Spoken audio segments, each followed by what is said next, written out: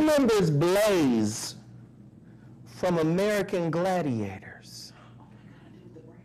The girl with the braids. Blaze. I remember, man, junior high, just now discovering myself. Blaze, boy. Can somebody find a picture of Blaze?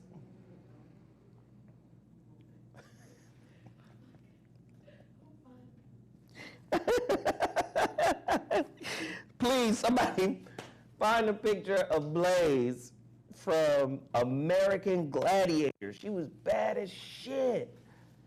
Fit. She was a gladiator tackling motherfuckers. And they had them little bikini type outfits on. And she was a sister. She was bad. Boy. This is a coming of age story.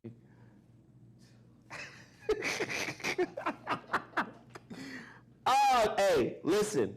We trying to get Geoff on Skype right now. Sarah has had 25 minutes of sleep over the past 3 weeks. So she's not right. She's off, you know. This is how off she was. She got here, we was waiting on her, and she got upstairs first and locked the door behind her. We right behind her. She walked right in the building and locked the door. And we was right behind her. The nigga off today, so anything could happen on this motherfucking show. There go Blaze. God damn. Woo-wee.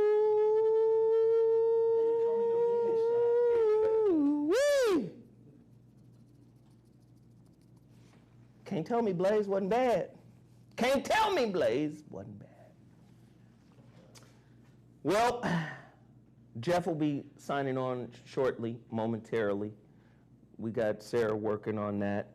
This is the first WeGet.What show in a couple of weeks. As you know, Jeff Brown got COVID. This guy. He got the vid. Wind parade. He got COVID, right? So he been quarantined. He was good, whatnot. He was good. So he texted me the other day. And he said, Zoe, I'm good. I'm coming in on Monday. I said, no, you're not, nigga. You can't come in on Monday. I said, you can't come in on Monday. You need to stay out another 36 days.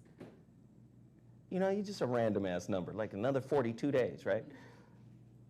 And I said, if you do come, you got to wear a mask. I put LOL in the text message. But Geoff is in his upper 50s. So I guess he didn't I was joking. So the nigga stayed home. Then he called me, well, what's the Skype number? I said, Geoff, you supposed to be here. Well, you said not to come. I said, Geoff, I was just joking. Well, Geoff is at home, and now we're struggling with Sarah and Skype. Oh, God. So, I tried to bring it to you guys. And for everybody that's asking why I'm dressed up, I wasn't supposed to wear this jacket on camera, but fuck it. I don't care. I'm dressed up because I'm filming my documentary. It's really, Dom, would you call it a docu-film? It is completely a docu-film. It is a docu-film. It's not just a documentary. A docu-filmery.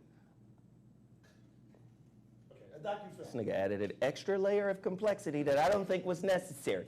But it's a docu-film, right? And I'm telling you, already it's epic. In the 4 or 5 interviews we've already conducted, it's quite ridiculous. It's really ridiculous. And I'm not going to tell you the format and how we got it laid out. All I know is it's going to change the game. That's all I know. It's going to change the game. Trust me. All right, enough of the fuckery. Let's get to what we normally get to before we get to the stories.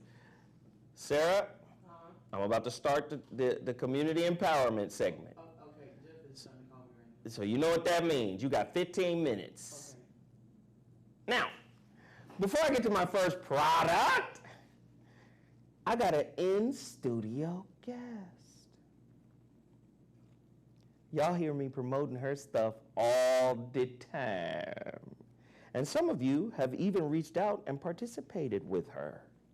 I'm encouraging you all to do it now. Because, you know, our men in our community, we're visual.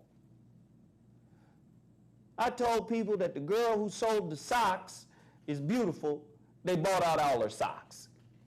But before I mentioned how beautiful the girl was, nobody bought the socks. She sold like 2 pair of socks in 4-5 weeks. I said, the girl fine as hell. All the socks is gone. So sometimes you got to see beauty in order to get motivated. Well, I want everybody to participate with this young lady. She's here with her husband, so don't get any funny ideas. We need you to support her brand. Ladies and gentlemen, without further ado, Terry Lomax is in the building. Yeah! Hello, Zoe. Thank you What so up? much. Don't be scared now. You're a I'm tiger. excited. Yeah, I'm so excited to be here, Zoe. Thank you so much. Man, I'm glad you were able to come. I'm glad I got a chance to meet your husband. Yes, yes. He's cool as a fan, laid back, like, you know, she out here handling hers. Yes. She got this shit together. So tell everybody what it is that you do and how you can help them. Yes.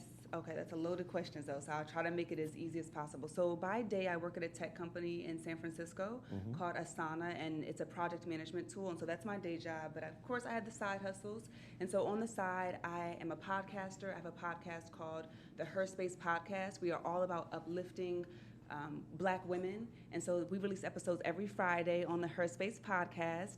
And then I also help people build their own podcast. So we were able to achieve about 500,000 downloads in about a year and a half. And so I help other people that want to share their story and have something to say. I teach them how to do that. And I'm also here to promote my new book. If you visit glowupbook.com, you can learn more about my book, How to Glow Up. Wait, tell me about the book. Oh. I'm very interested Yes. in books. Oh, yes. So tell me about the book. Yes, so the book is basically it's a self-help book.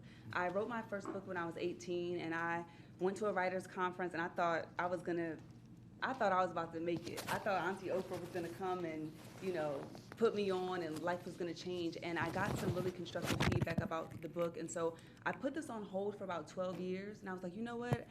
I think I faced rejection. I think my ego was a little, hurt, and so this is a 12-year in the making project, and it's basically a self-help book, so of how I went from homeless shelter to Silicon Valley, a very non-traditional path, and a little Black girl from Philly with a lot of adversity against her, and I just want to help other people make lemonade.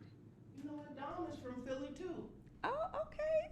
Did you say you're from Philadelphia? Yes, That's what Southwest she Philly. said. Southwest Philly. 215.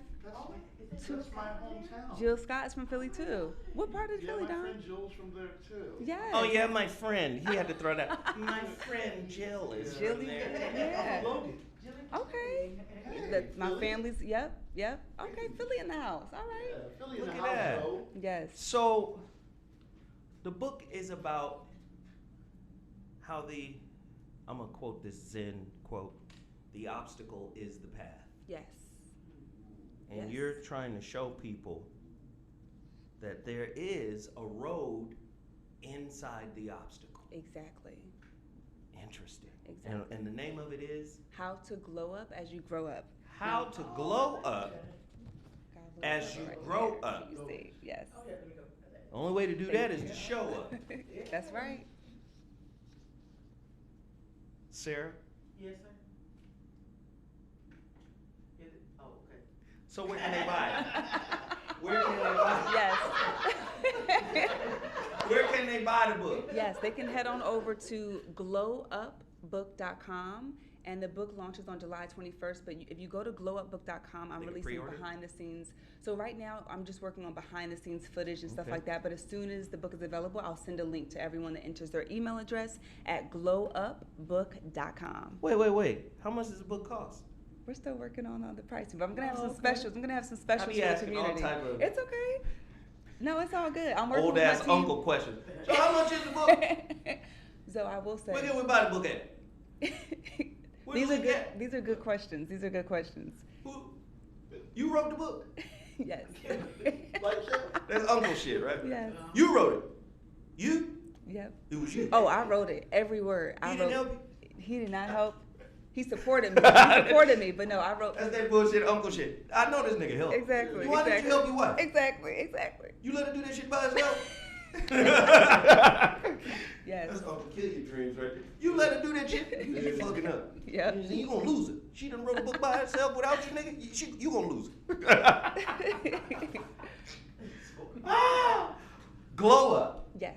Glow up. Wait, say it again. Glowupbook.com. All right. That's All right. right. And then you do some other things too. Let's get that out before I Yes. move on to the next piece. What are Yes. the other things that you do? Yes, so I teach people how to build their brands online and make an impact. So whether it's through podcasting, whether it's through just sharing your story or just building a solid brand that's trustworthy. I've been on this branding journey for about 8 years. So if you go to terrylomax.com, you can click that little pink link right there and register for my free podcasting masterclass where I'll teach you how to start a podcast from start to finish, okay? Just visit that link, click there, register, I got you. And then also if you want to build your brand, I also have online courses. So if you scroll down on that page, there are online courses that you can enroll in as well. And one thing that I take a lot of pride in though is creating a lot of value in my products. You know, you buy products online, you're like, I don't know what I'm gonna get, or it's some BS. I make sure that folks can really achieve their end result when they enroll in my courses. Right. I mean, she's a solid human being. That's why I'm working with her. I tend to skirt bullshit motherfuckers. I tend to skirt those that are disingenuous. She's solid. That's why I'm presenting her to you guys. And I ask that everybody rock with her. Go to her website, do all the stuff she tells you. She has a whole list of shit she tells you to do. I got a list in my email right now. It's from A to Z of shit I'm supposed to be doing. That's right. I'm going to do it, so you should do it.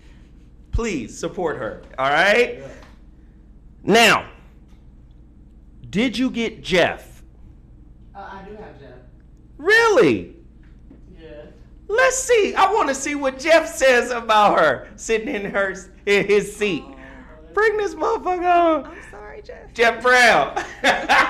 Can you hear me? We can hear you a little bit, Geoff. Geoff, we can't see you. Put him on the screen, honey. Oh, I'm sorry. Lord have mercy, Jesus. This child, she ain't been to sleep, y'all. Please bear with us. Okay, hold on just a second. Hey. Oh, there she is. Oh, he done put on his sports coat. He's joining me. Yes, sir. You got your go to court jacket on. Change him to this one. That day. Date?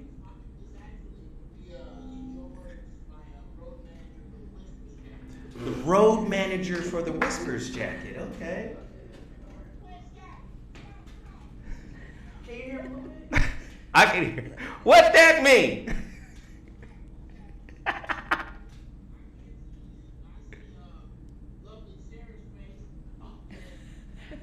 Do you see Terry Lomax? Do you see Terry Lomax?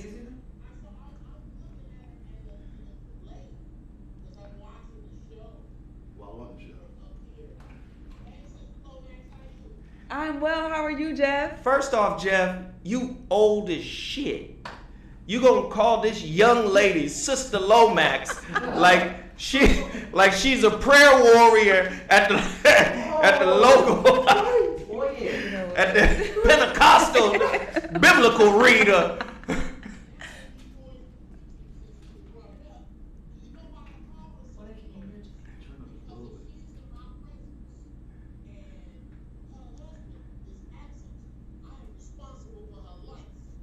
I knew he was gonna come with some old. Listen here, you retired devil dog. You fucking listen. I'm so sick of you and your military ways. Listen, listen here, Prima. If your father's not here, I'm gonna die for you, Prima. If you need me, Prima, I'm gonna die. Just.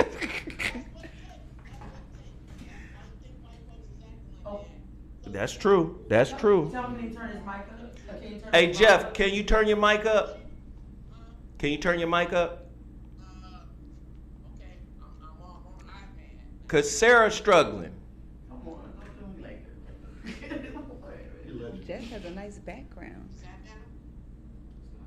Yeah, Well, we I like can't that. really we asked you to turn your mic up, not pick up the iPad. God damn it. I'm fucking sick of this dude. You ask him to do one thing, he done did something else. Go into audio settings. Go into audio settings. Here, work that out with Geoff. Let me finish the promo. Okay. God damn, I just wanted to see if he was on screen, but y'all still fucking around. Total Package Energy. Listen, let me say this. I talked to the guy who created Total Package Energy, and you guys are really supporting this brand in a solid way. They're out of the Bay Area, out of Oakland. My son just spent a week in Oakland training, with his agent and their trainers, and boy look good. The boy look good. And they was on this Total Package Energy. They work out twice a day. Wake up in the morning, go to the weight training. Then after the weight training, you get skills training. Then after skills training, you do one-on-ones. The boy look good. Fuck around and help a nigga retire. He hung up. Tell you right now, let that nigga go on to the league. You think I'm gonna be up in here fucking with y'all? You think I'm gonna be up in here fucking with y'all? Total Package Energy keeps me pumped like this. Go to totalpackageenergy.com. Tell them Zoe Williams sent you. Now, also, I got an incredible brand that I want to bring to the table. I've been talking about it, but I actually got a chance to wear some of them during last week's shoots, right, for the documentary. Made Man Sacre. Made Man Sacre. The girl got some comfortable as fuck socks. Now, I done wore them. I wore them with one of my little fancy outfits. Motherfuckers is comfortable as hell. I had on the lime green with the olive boots, the dollar signs. Comfortable than a motherfucker. Please go to Made Man Sacre. Now, she's on Instagram.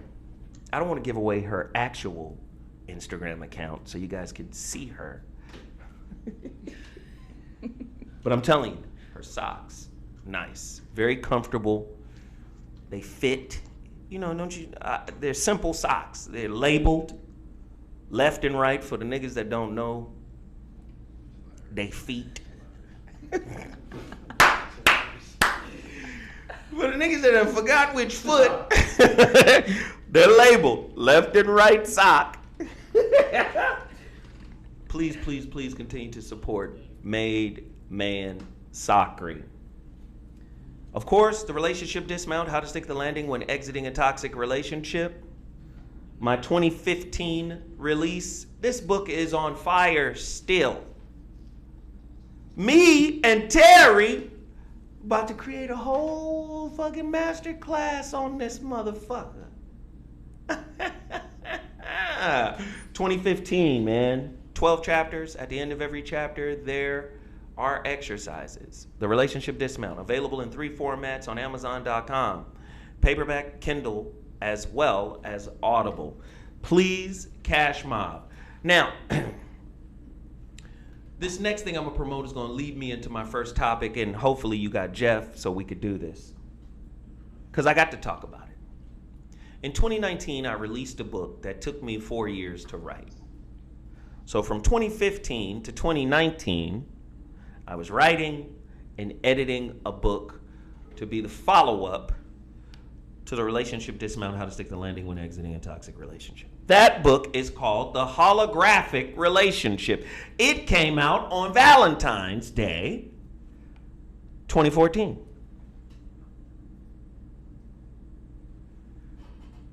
In the book, I take concepts from science. 8 principles. I take fine-tuning. What is fine-tuning? Scientists are saying that the molecules and the atoms and the electrons and all of these things are so finely tuned in our universe. One that Albert Einstein called the cosmological constant is so fine-tuned, it's like 100, it has 123 decimals points after the number. That's how fine-tuned it is. So I said, oh, fine-tuning. There are no accidents in the universe. It made the scientists say, then the universe must be intelligently or divinely designed. So I took that and said, no, your relationships are the same way. Just because he was a fucktard doesn't mean you didn't need him in order to grow up, in order to evolve. So even the fucktards in your life are part of the fine-tuning you need in order to mature, in order to evolve to the next level of consciousness. That was one principle. The other principle was relationship uncertainty, where I took Heisenberg's uncertainty principle, which explains that electrons cannot be located and tell you their momentum at the same time. You have to choose. You either want to know where it's at or you want to know its momentum. You can't know both, called the uncertainty principle. Now, do you see how the universe works in a yin and yang kind of way? One is fine-tuned. Some would call that fate. The other one is the uncertainty principle. Some would call that creativity and the possibility of doing something else. And the way the universe works, they come together. The certain and the uncertain. The yin and the yang. That's in my book. Then there was another. I'm not going to tell you all of them. But the one that took off that had people calling me saying, Jada done read your book. Relationship entanglement. Which leads us to our first goddamn topic. Hottest topic in the world. Entangled. I'm in an entanglement. Some people even said she was in an entanglement.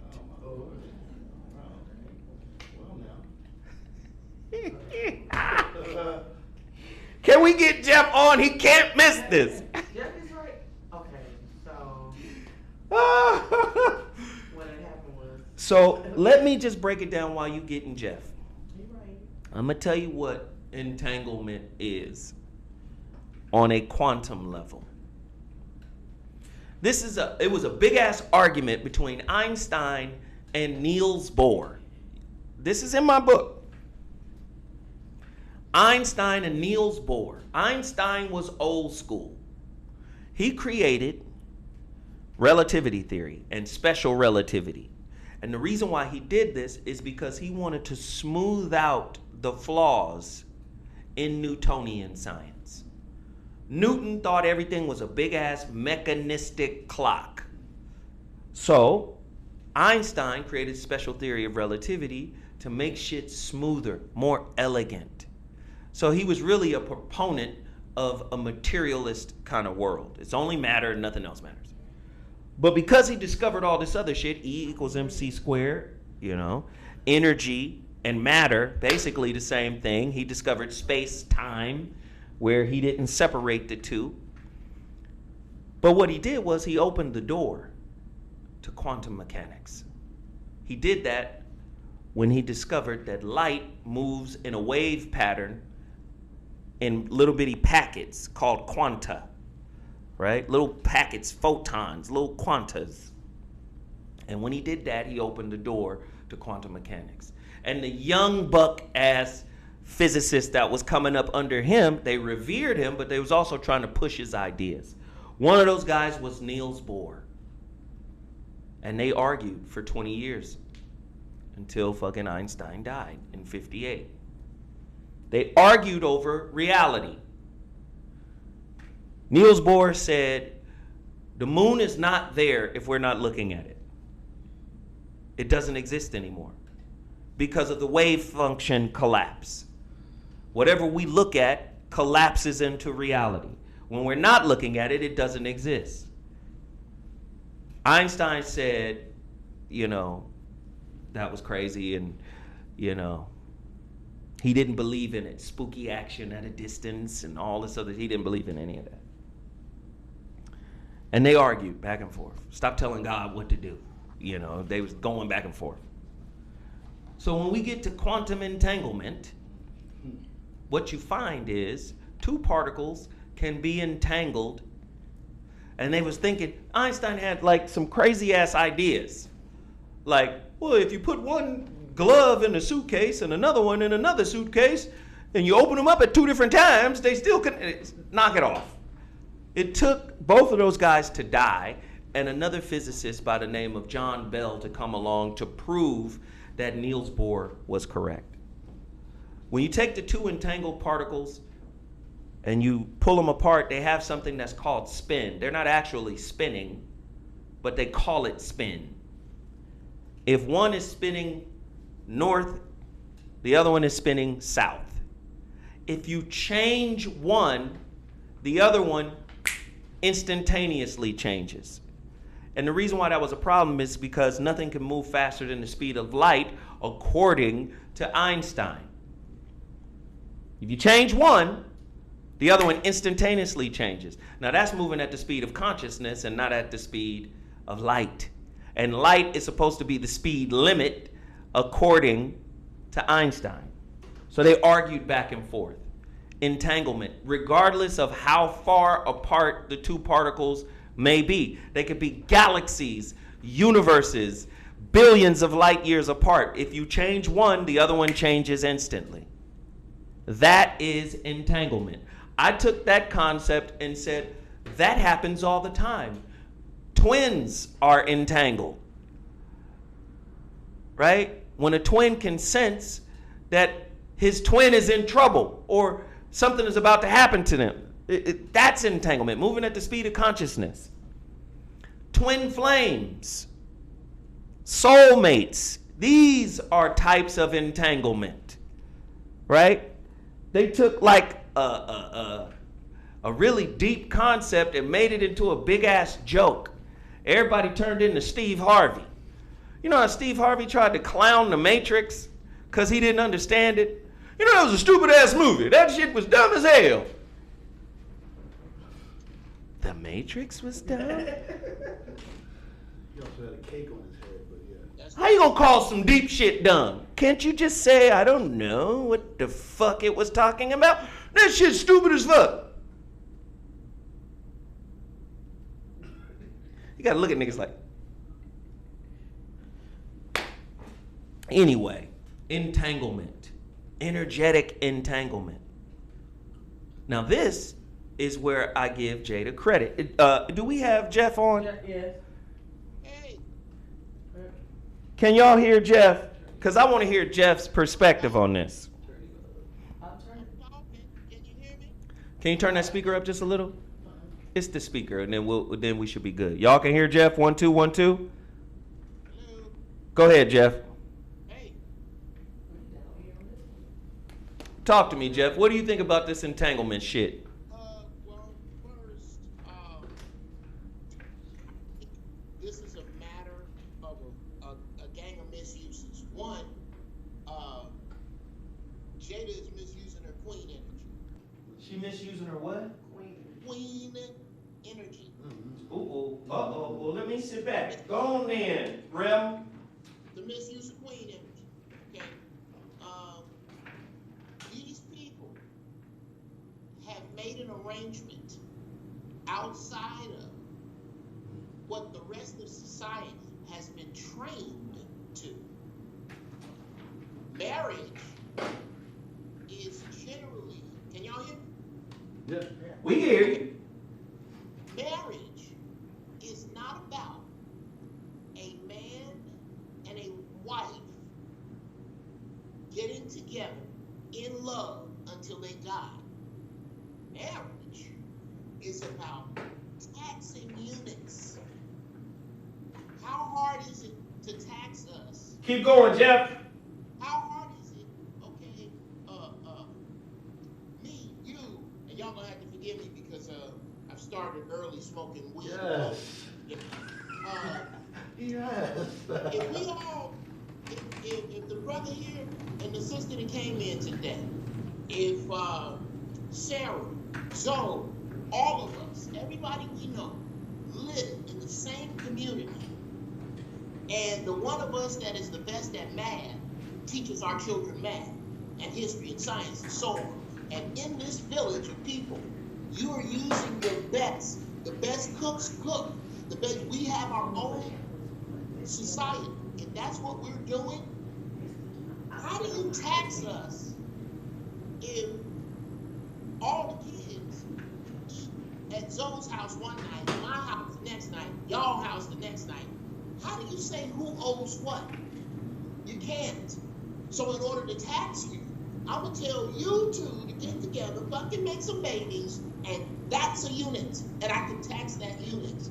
Well, Will and Katie don't live under that. They also don't live under the concept that I'm supposed to fuck one person until I die. And this is the arrangement that they had. The other arrangement was about security. You wasn't supposed to let your shit get raggedy to where I got to question my manhood being questioned out here in the street with these lesser than thinkers. That part.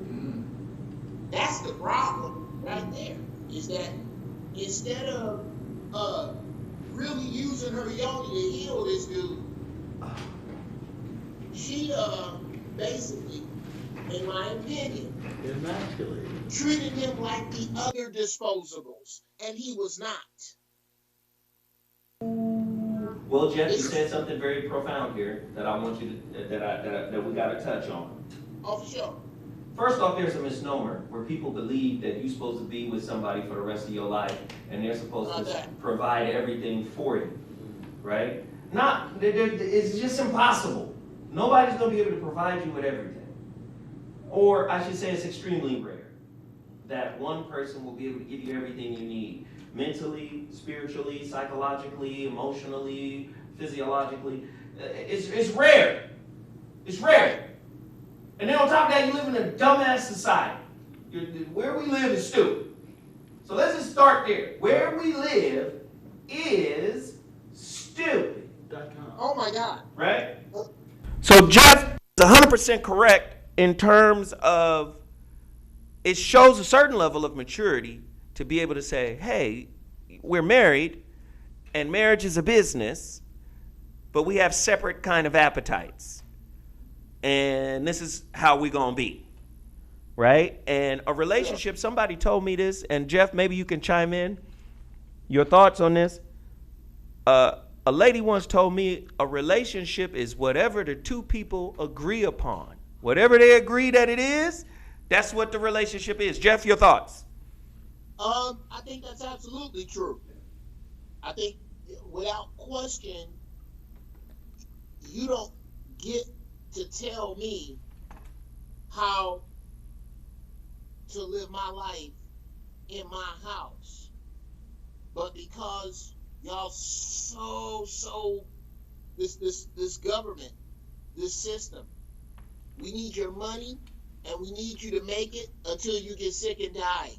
That is so important in this. We cannot miss that our relationships have been molded by a financial paradigm for the power elite. Cheaper to keep her. Yes. See, but I'm going to punish you for leaving this person who, first off, in my opinion,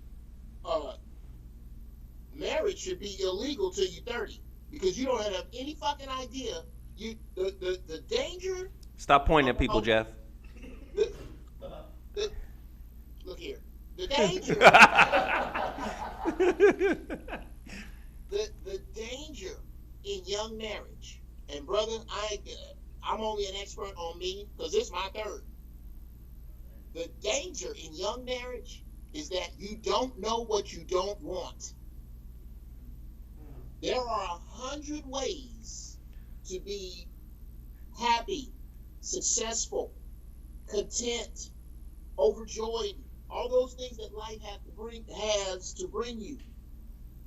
But if you want to breed horses and I want to sand boats, and those both feed our souls, we have to be honest about the other things, not trumping that. Like how well you put it down, how good we look together. That's on the top. That's the icing. What's this cake about? Hey, Geoff, we live in a superficial time, so how well you put it down could very easily fuck your relationship up. Let's just keep that. Dick and pussy is very important for superficial relationships. I'm gonna cover my sympathy for August in the rent, but that is most of this. Okay, what smaller thinkers think is that because August Alcina's dick looked like a folded jump rope. Hey, where are we? The fuck is happening? Sarah praising Jesus? You done put Sarah to church. Thank you, Lord, is what she said. Hold it to Boko Shah! In the name of Boko Shahs! Boko Shahs, let's be clear. There are no dirty words. There are only dirty thoughts and actions. Now, Geoff, don't ever say that again, okay? We're friends, but don't ever do that. No dirty words. It's the thought. What did that thought give you? What's dirtier? Which words are dirtier? Fuck or hungry child? Hungry child. But fuck was one word and hungry child was two. Just wanted to... But continue. Now, trying to get... God damn it, you know what this damn thinker I'm working with. Now, I got to get back up on the road, so... Shit. Yes. Everybody think... The lower frequency thinkers... The people who do this, the people who think, you know what? I'm gonna get this dude this thing and trap him with a baby because he got a future. That frequency. I'm finna put it down on this girl so rough I ain't gonna have to ask to borrow her car. That frequency. The people that think down there, they think that this is all about this man's member, and come on, we've all done the math. But it is about his member. It is. Okay. Get to it, Geoff, and then I'm gonna come right back. Okay, we ain't talking about Grace Jones. We talking about Jada. Jesus Christ, I was scared that she may have some internal damage. This nigga here, shit. Because Jada's small. But anyway. Listen, sometimes the small ones are the ones with the sinkholes. Oh my God. She got room for valuable content. With the meat wells. Now, we can't limit it because Jada didn't limit it to that. Jada didn't. If you ask me, perhaps a bit of this is about moving an idea forward because. These two, remember, Will turned down a scholarship to MIT. This nigga is not stupid. Very, very intelligent brother. Very, very smart brother. Still to this day, I am a huge... Will Smith, The Fresh Prince is my Lucy. I could watch any episode over and over anytime Geoff come in with that shirt on, that you know they finna throw his ass out. That's my shit. Love that show. Love everything about Will's moves, except seeing that he is using his brilliance and allowing his brilliance to be used by the dark side. Okay, This so dude he's a gorgeous Anakin. but let's get back to the real thing here. Let's not superficialize entanglement. Entanglement it happens on a quantum level. So Oh, sure. No question. on a quantum level, please, people don't understand. The micro, right, is a mirror of the macro and vice versa, right? The ancient Egyptian or the white people then came and called it Hermes and Hermeticism, and you know how they do. They love to steal and recontextualize and rename. So they say as above, so below. But that is an ancient, African belief system. As above, so below, as above. At the deepest level of reality, they're calling it the unified field. The African may have called it, or the ancient African may have called it Nun or Olukun, right? The primordial waters, right? That represented femininity, the spirit realm. So when she just threw out entanglement and it became a joke, on an energetic level, people are entangled in consciousness. They are entangled. You are entangled with the lesson you call to yourself. That lesson you call to yourself is being called to yourself because it's supposed to be resolved. That's why this person manifests themselves in your life, so you can get resolution for this energetic knot or that entanglement, right? Here's the problem, and maybe, Geoff, you can help me with this. Jada's a liar because she's presenting herself as the help when she's the hurt. Hurt can't help hurt. So don't fall back and say, oh, I was trying to help him. But then conversely say, but I just wanted to feel good. See, that's what he was there for. He was there to make you feel good, which means you were using him, which means you were manipulating him. And nobody wants to call her to the floor for your appetite was leading. You were leading with your appetite. You wasn't really trying to help him.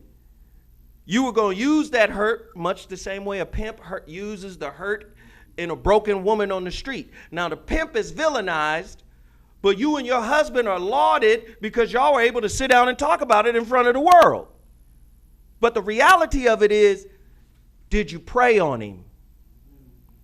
See, nobody wants to, let's deal with the real shit. We caught up on the stupid ass word that she misused. Entanglement is far deeper than, oh, I had a tryst. I had a tete-a-tete with a 23-year-old. A little dancey dance. I got swiped down with Lord Swiper. Swiper, no swiping. You understand? We want to simplify this shit, but the reality of it is, if Will, I'm just saying, if Will did the same thing with a 20-something-year-old, he would have been drugged and villainized for it. Oh, the girl was wounded, the girl was broken, and Will, under the auspices of helping her, wound up fucking her and then curving her. Well, I guess she got curved. Maybe Jada got curved, right? But maybe Jada got curved because Jada made it known that, nigga, I'm not finna fuck up this tax bracket I'm in with your motherfucking bomb pop colored hair having ass. You don't get your big stick orange hair colored having ass out of here, nigga. Geoff, your thoughts?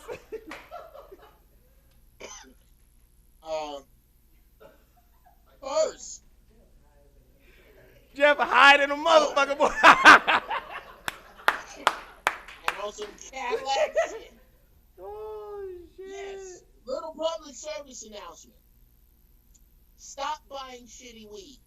Buy less of the good shit. Maybe you need to smoke less. I think that this concept of entanglement, and especially when you put it this way, Zoe, that concept you just spit out is not lost on Willard Smith. Oh, I know that. Yes. Oh, I know that. Hey, that's why your ass ain't in here. Nah, nigga, that's good weed smoke coughing right Nigga, that's Eddie Kane. Go ahead. Now, that was not, I think that was Will's subconscious when he said, let's make it what it is, a relationship. His subconscious was trying to pull it back down into a place where he could handle it.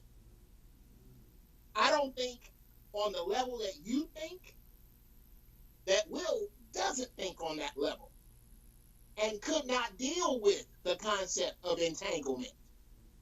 No, I'm sure he could. 180 degrees out of phase. We're thinking entanglement is some kind of Heisman sidestep, when the truth is, whether she meant to or not, she pushed herself out of the bullshit into the truth. That basically what you provided with regard to helping him with his health, with letting him live in your house, you were basically, like y'all see Bram Stoker's Dracula? Yeah. He was basically Keanu Reeves. Oh yeah, you can stay. Come on in. We'd This love to nigga's have high you here to because the we are going to motherfucker. drink your young blood. We are going to drink your young blood. And when you think about this dude, I hear him though. I'm gonna get into my sympathy for dude a little later. But this people take this shit light. This one, when you lay down with somebody, you are really there's a reason that oh God comes to you. It is because Why does oh God come to you? because you are doing a dance. That's why fucking is better with some people than it is with others. And it don't have nothing to do with how some of it has to do with how they look. But I strongly believe that when you get with a person and it's like just an elaborate dance laying down, that is not just about y'all's flesh.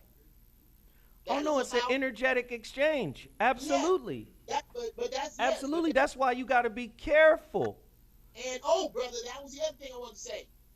What was the highly technical name you gave for one thing, and then you gave the ancestral name for it? Noon or could you repeat that? The unified field is what they Unified called. field. They Yes, call that the unified field. physicists will call that the ground of reality. Yes. And they say, let me just, and they'll say it's just energy, and at the top of that unified field, it starts to bubble, and that bubbling up creates molecules, atoms, reality, universes. All of that comes from that. Sure. And Like a little cauldron. right, and the ancients would call that, like the ancient Kemetans or Egyptians would call that Nun, the primordial waters. That's way too much information. But that's what you asked for. Shit. Here's my point. The unified field, those words put to that is not the same as noon put to this same concept. Because when we put the word to the concept, it was to identify make reverence to, and be blessed from this. When they put unified field on it, that is to monetize, weaponize, use to ostracize, use to hold down. Geoff, where your pipe at? It's right here, nigga. Take one more toke, because this shit is close to coming all the way through. Take one more toke. Take one more toke off that bitch. I'm saying you close to bringing it all the way home. Come on. When the word noon was identified with this thing, they did it out of love. They did it out of respect. They did it out of reverence. This unified field shit ain't nothing about that. Can we make a fucking no, laser Geoff. from it? Yes, it is, sir, and yes. Yeah, thank you. Toke up. There Are we go. about to draw swords on this, sir? No. Let me tell you why. That is what it's about. Because we live in the macro, but the macro is a reflection of the micro. Hurt is attracted to hurt. This is why I tell people, you're not just dating a person. Your insecurities are also dating. Your fears are also dating. All that. Your pains, your wounds, they're dating too. And when you go out on a date, some of them pay. Some of them react. I'm bringing my wounds out here. I remember I went out with a girl and I was broke and her friends made fun of me. That ain't gonna ever happen again. So when I take this new girl out, I'm finna spend $400 on the first date. So that's my pain. My pain gonna step up and pay for this one. My pain got this one. And I don't even know it. Don't understand that I could have took that same girl and laid out a picnic blanket, made a picnic for her, cooked all the food, took her around, got her some nice vegan ice cream, took her on back to the house. But this is what I'm saying. Nobody wants to come back and deal with the real of the issue. Jada, you hurt. You said it. Yes. I'm hurt. So let's investigate that.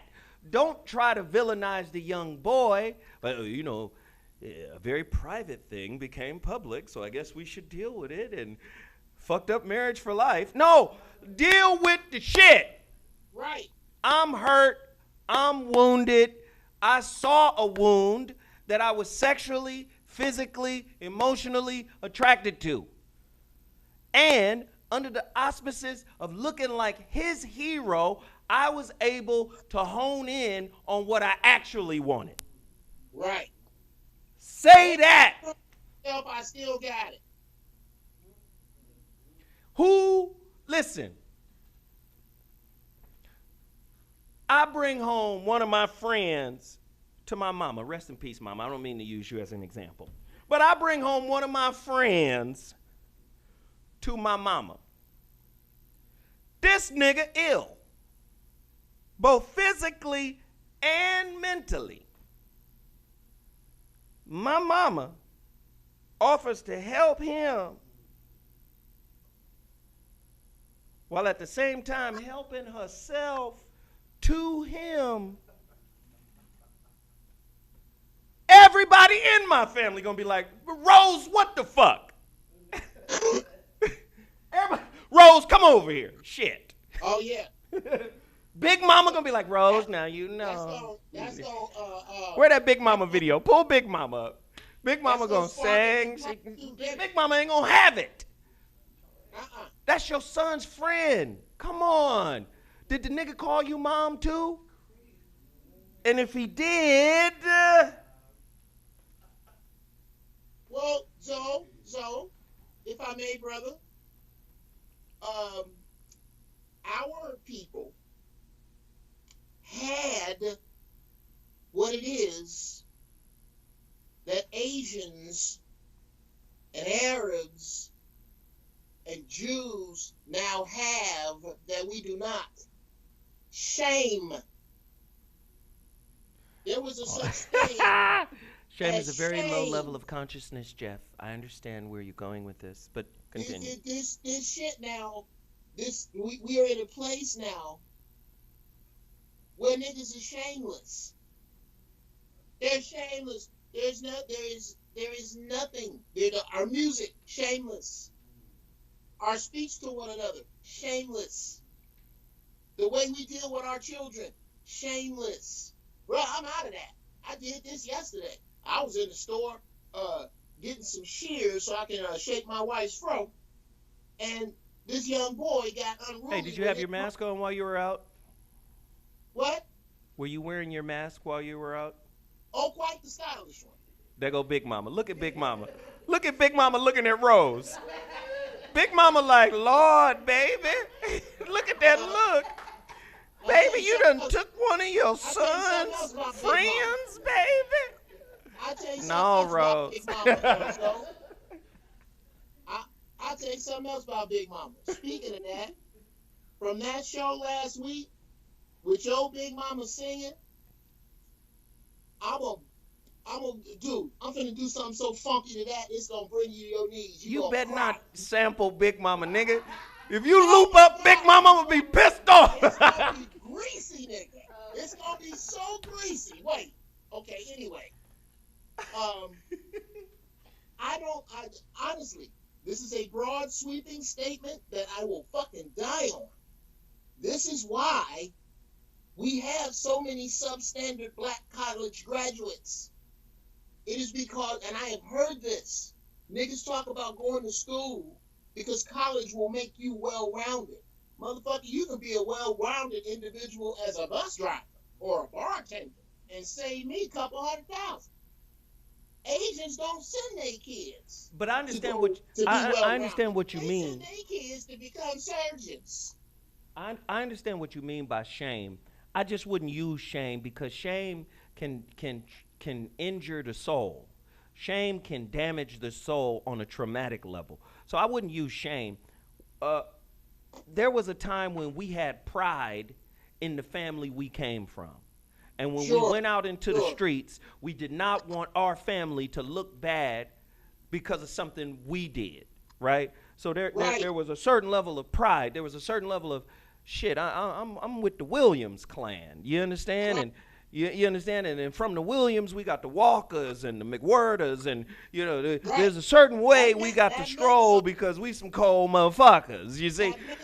I wouldn't use shame, though. Because there are a lot of broken motherfuckers. Mamas done shamed the shit out of some daughters. Done shamed them into some and daddies have shamed the shit out of some sons. So shame is very low in consciousness, but I do understand what Geoff Brown is saying. Really quickly, we got less than 500 likes, but it's 1,300 people in here live right now. It's 1,300 people live. I need everybody to hit the super chat. I need everybody to hit the like button. Put up Geoff Brown's Cash App for his medical funds. Yes, as I am medicating myself as we speak. This nigga's COVID fund. Can y'all pull up Geoff Brown's Cash App? Yes, there it is. $ GBFunnyStyle. Please hit that man's COVID fund. This nigga coughing.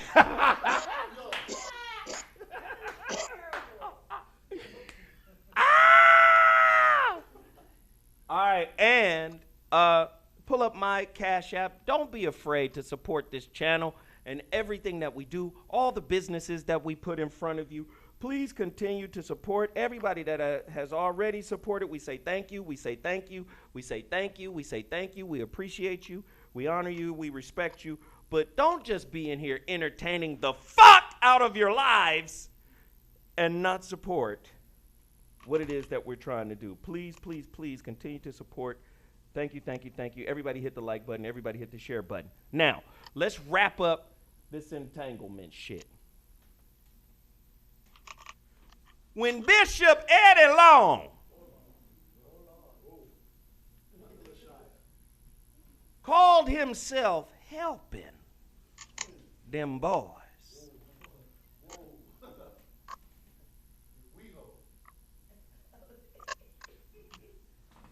and wound up helping himself to them boys.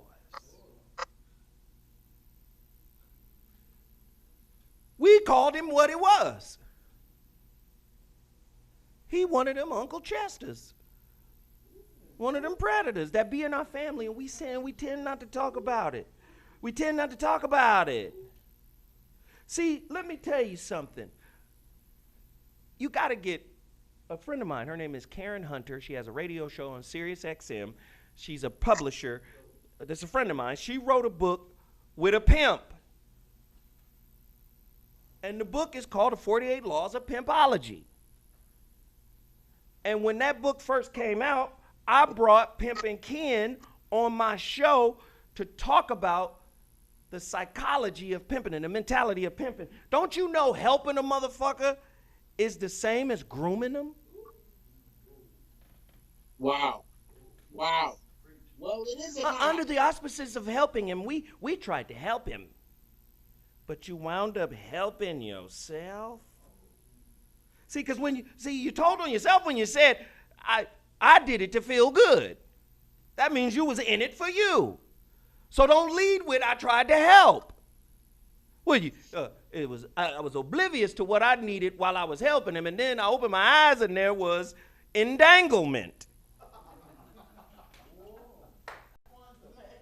There was quantum entanglement.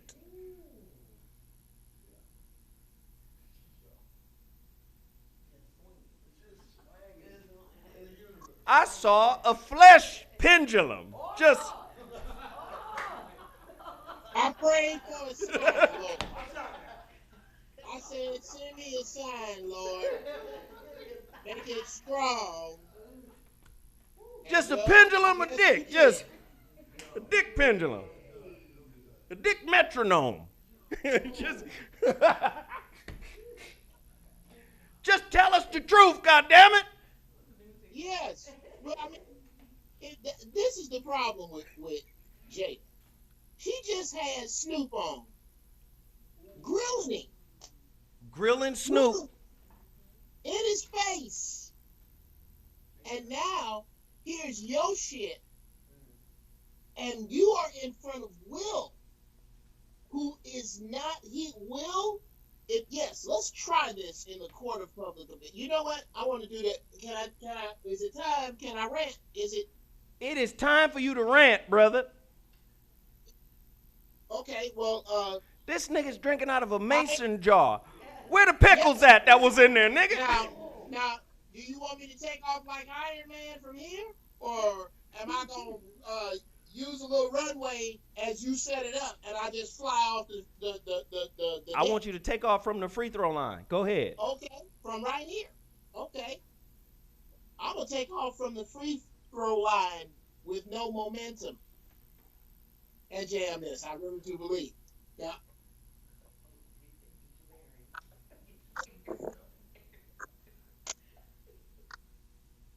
Jada just had my man Snoop on, grilling him for what he said. Now, this is in the court of public opinion. Let's call this red table that court. And we are the judges, juries, and if enough of us decide, social media executioners of these people at this court. These courts are everywhere. Oprah holds a court. For the more conscious of us, me and Zoe hold the court. This is Will and Jada's court. This is a grand court. As a matter of fact, it is not even Will's court. It is Jada's court. One of the highest courts in the social media land. Jada often brings concepts to be crucified in this court. The concepts about how you raise your children. The concepts about relationship. Some of them you may agree with, some of you may not. There has been a goddamn scandal in the court because the High Queen of the court herself has been called out by one of her chambermen. The last person to bring to court to be examined by themselves should be her, but that's exactly who she was. She brought herself to this court to cross-examine herself, bouncing off of a hurt Will. I submit that Will was absolutely the last person to sit in that seat across from her in that court, and I challenge you, Jada. Why don't you put Iyanla Van Zant in that seat? Can she come to court with you? Why don't you put Brother Minister Louis Farrakhan in that seat? Oh, you really don't want to go to court with him. Why, Jada? Why would you rig your own courtroom by putting your own wounded husband on the stand in order to exonerate yourself? I submit to you that that was a mistrial. And if you really want to do it, holler at me, Jada. I'll come sit across from you. Because what you did was foul. This is outside the border of your freak. I don't ever underestimate, or judge another human being's freak. That's your goddamn business. I don't care about that. This is out of bounds because you drew swords with Will in public. It ain't even about fucking that boy. That's who I feel the sorriest for. You think about this. Think about what would happen if you were dirt poor and sick, but incredibly talented, incredibly charismatic, and incredibly good-looking young cat, taken in by who in your mind is the pinnacle of entertainment. Because you come from a generation that was not taught to look back and only look forward. And only look forward at light speed, passing shit that is worthy, passing shit that you should be taking in, but you taking in all this other shit. This is the generation. You don't look back. So all you see when you do look back a little, and especially if you was little when this dude was coming up, is the fucking pinnacle of black excellence, Will Smith. And this is the place you are brought by the kinship of their children. You are brought to this place. Everything in your life is amplified. And now, you in a position to put your thing down. Put the Magambo on, Jada? What a emotional roller coaster ride this man has been on. An autoimmune disease that can take his life. Brother, please, I hope you vegan.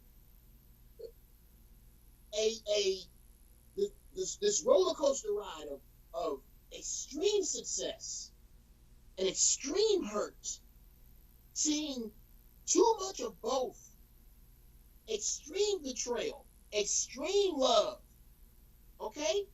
For whatever it is, for whatever emotion Jada had, she also had a pile of money to put on it. Imagine your most romantic night. Now put $50,000 on that. All the time. That is not the amplified life that a 20-something-year-old should have. That's fucking warped. This is a 20-something-year-old that goes not from poverty to doing okay, from poverty to fucking opulence. Opulence. Living in a way that rich white folk don't live. The ups and downs of this young man is what should be paid attention to. Who here doesn't know that Jada's a fucking vampire? Who here cannot realize she might be, because her mama still look 38. Jesus. Who? Oh, no, ain't no Kardashian in that. That's her and Nicole Murphy erase all your excuses about your babies. That's baby There's fat. a descendant of the Colvenus clan not but 3 feet from you. Go ahead. To dismount. Whatever Jada and Will are, they are. Whatever that relationship is, it is. Whatever this young man is or isn't, sadly, they made him. I'm done. So, everybody should hit the like button on that alone. Here's the thing. Make a sexual contract and agreement with a mentally stable person. See, your boy, you remember Atomic Dog, George Clinton, signed a lot of fucked up contracts because he was high on cocaine, which made it a defensible excuse, a defensible argument for his lawyers to say he wasn't of sound mind when he signed those contracts, which is how he was able to get the $100 million worth of publishing back. So you got to be of sound mind when you enter into an agreement. Now, if you say the boy was struggling emotionally, how can you then hold him to the agreement of privacy, like a grown-up? Entering into some grown shit when you say I'm a grown-ass man and all this and that. If something wrong with him, how you going to hold him to it? See, that's why you got to be ultra careful about the people you do business with, the people you roll with, the people you bring into your inner circle. If you bring somebody that's damaged, you're not supposed to say nothing. Speaking of that, brother. Now, you're not supposed to say nothing. It's the same shit Uncle Chester say. Speaking of that circle, I'm going to speak on our circle. You want to take me off my tangent? It's fine. It's quite all right. I mean, you just got out of a tangent and you interrupted a tangent. So go ahead with your supplementary tangent. To all those who watch us, they must know then that I am in rare form. Now, speaking of that, there was a circle that included you, Corey, Brother Tariq, myself, and another brother who shall remain nameless. This core brothers, the core cats I just mentioned, are cats who, for whatever, for good or for worse, I stand on their man codes because our man codes are extremely similar. They vary a little bit, but for the most part, the real shit is in granite with these dudes. You cannot be around dudes like that if your shit is watery. If you know somebody that's watery around you, I promise you, if that person hang around with watery people, but you're not sure about him, that motherfucker's watery. Because you're not going to be able to run at our pace. You're going to have to keep your word. You're going to have to not waffle. I have never seen Zoe waffle. We've disagreed and agreed to disagree. And we've also changed one another's minds. Here's some shit. If you're around a person who will change their opinion and will not make an official statement about the change of that opinion, that person ain't shit, male or female. Oh, 100%. Right. 100%. Now, can I get back to what the fuck I was talking about? Sure. I'm high. Hey, it's a listen. rough gym. Polish it yourself. It's a gym. Polish it. Listen, we're close to 1,000 likes right now. We're almost at 1,400 people watching live. Let's get 1,000 likes on this video and continue to hit the super chat. Continue to share with Geoff on his Cash App. Continue to share with me on mine as well. We'd appreciate it. Now, there's a book I want y'all to get.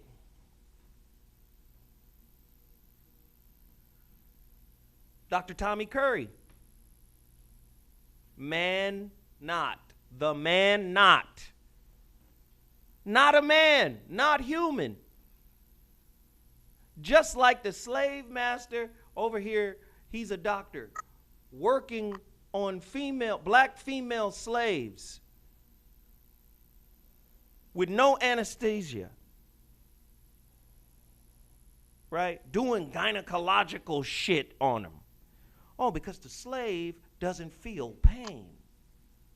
The Man Not book talks about how black men were mistreated by black males. I mean, not by black males, by white males and white females during slavery. He's not a man. He doesn't feel it. And a lot of that comes through today. That man kneeling on George's neck didn't see him as a human, so it didn't matter.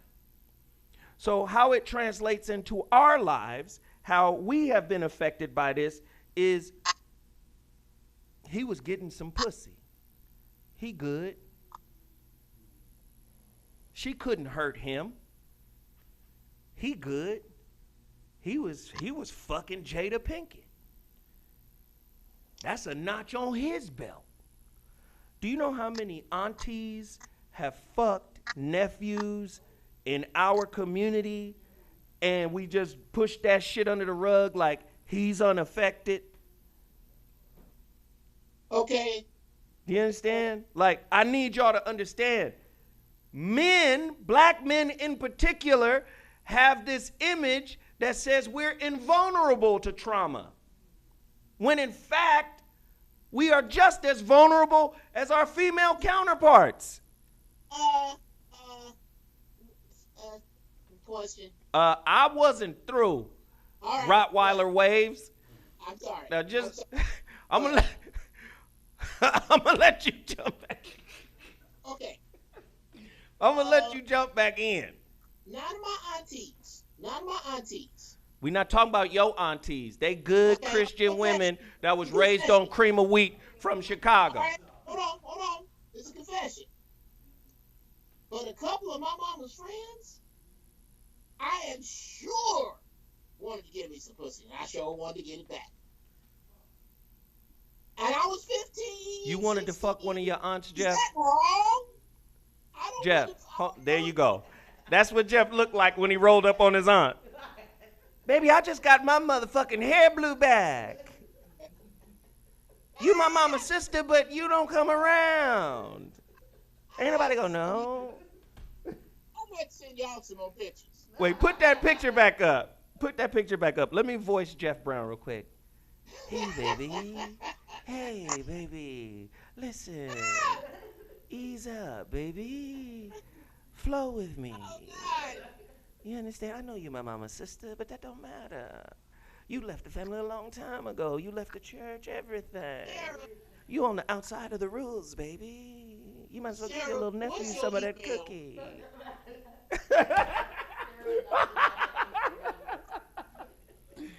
Geoff, you dirty nephew. I got to send you some. Oh, shit. Yes. Maybe not your auntie. Okay, maybe your mama's friends. Maybe your aunt's friends. You know how much pussy my aunt's friends done try to throw towards me? Oh, my God. This your nephew. Right? Yeah, I'm her nephew. That young, fresh African energy. I'm just saying, the black man being mistreated, being abused, being marginalized. See, this is whole movement that's talking about me too and she too and her too, but it's really we too. Right. Right. Take that motherfucking M and turn that bitch upside down. It's we too. Because especially in we can't hear you, Jeff. Let me finish. Get his ass, Big Mama. Put that Big Mama picture back.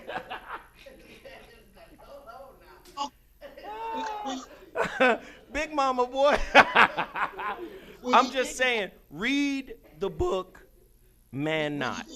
Just read that book, Man Not. We are reduced to the two vitamins, the two metaphysical vitamins that we inject into society. For women, reduced to and argued over and cursed out about vitamin dingling and vitamin K. Vitamin King. Is vitamin K for coochie? Vitamin King. Michael Jordan, King. LeBron James, King. Kings of sports. Michael Jackson, King. Prince, King. No, Prince is a prince, nigga. Oh, yeah. Okay. I mean, that's just... Prince is, sorry. Yes. Prince is a prince because there could only be one exactly who could be the king over Prince. There that we is go. True. Yeah. But these people are gods. We are gods.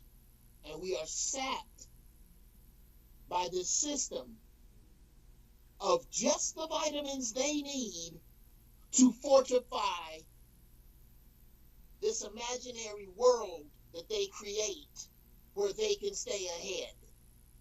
If we do not fuel that world, it collapses. That world is fueled literally by us.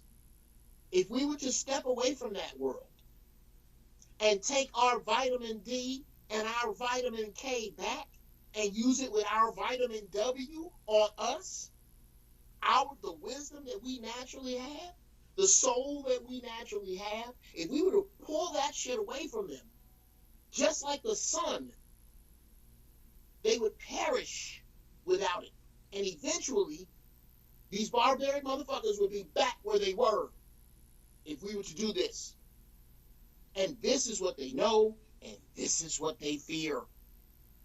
This is why knowledge has always been kept from you. This is why it was illegal for you to read and then you were called ignorant. Because if you come into the knowledge of who you exactly are, on that day is the beginning of the end. It just I love it, man. I love it. I love it. It looks like the burgundy matrix behind you. Look close. I love it. That shit looks fresh as hell. Is that velvet? What is that, velvet? So, we're going to move on. What's this lady? Hey, Jeff, what's this white lady's name? What's her name? Jesseline Maxwell? Epstein's piece? Yes, Miss Death Watch? Yeah. You know, she has two prominent U.S. politicians having sex with minors and boasted of owning, you know, powerful people. Former friend and jewel thief claims. I was trying to get that little piece of hair off my chin.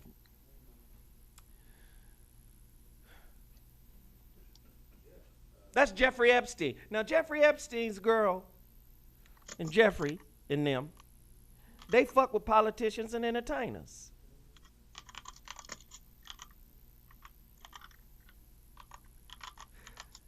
Her motherfucking ass is in trouble for farming young cooter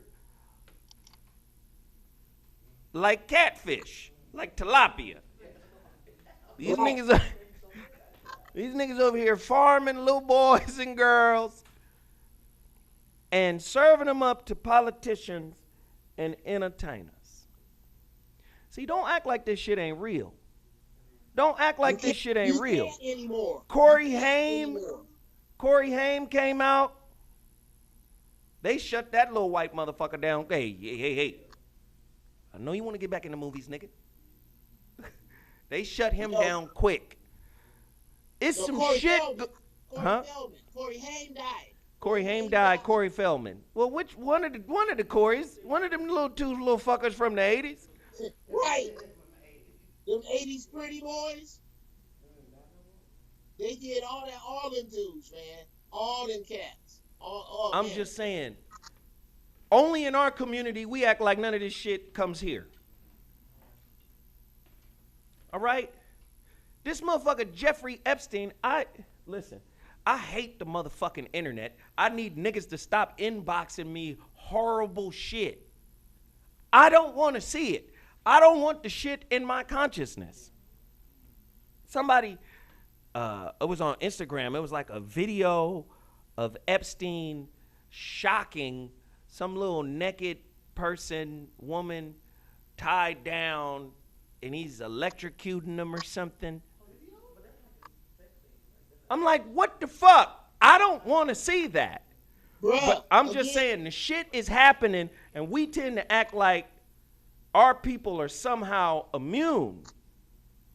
Now, there's some fuck shit going on, and listen, don't create a big ass, let me tell you something, Geoff. Let me throw this to you.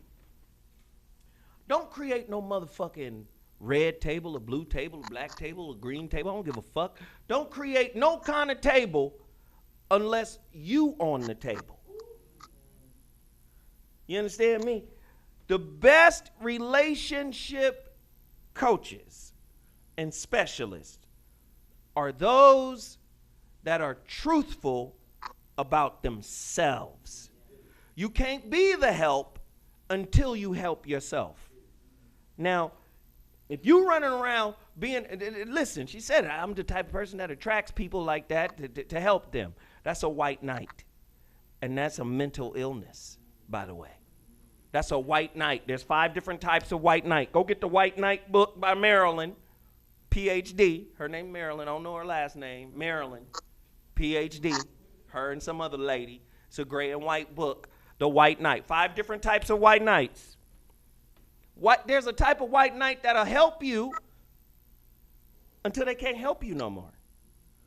Because in the help, they get the payoff. If they're not really helping you to help you, they're helping them, they're helping you to help themselves. I need to feel good by helping.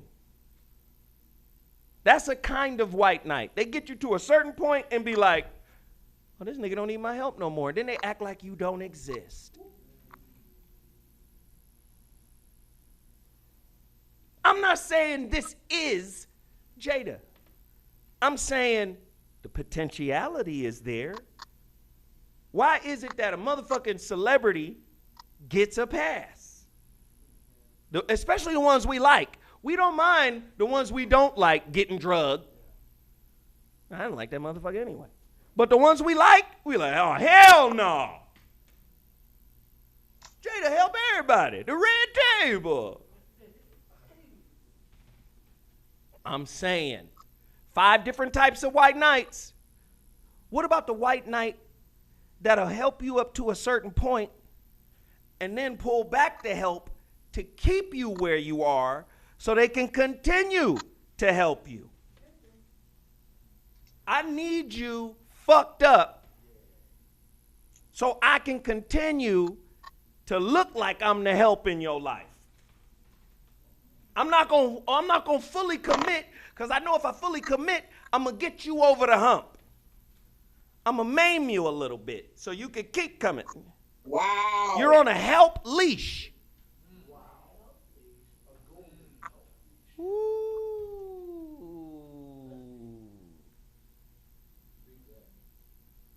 Because if I'm helping you. Because they're what, sir? If I'm helping you, then I'm not bad, am I? I'm good now because I'm helping you. Oh, you don't need no more help? All right, then fuck you then. And with regard to us and how we look at who we decide gets away with what, I liken it unto the female natural reaction with ladybugs and spiders. If a ladybug fly in your house, watch your woman. Oh, don't kill it. Oh, don't kill it. Put it outside. Oh, nigga, let a spider crawl in.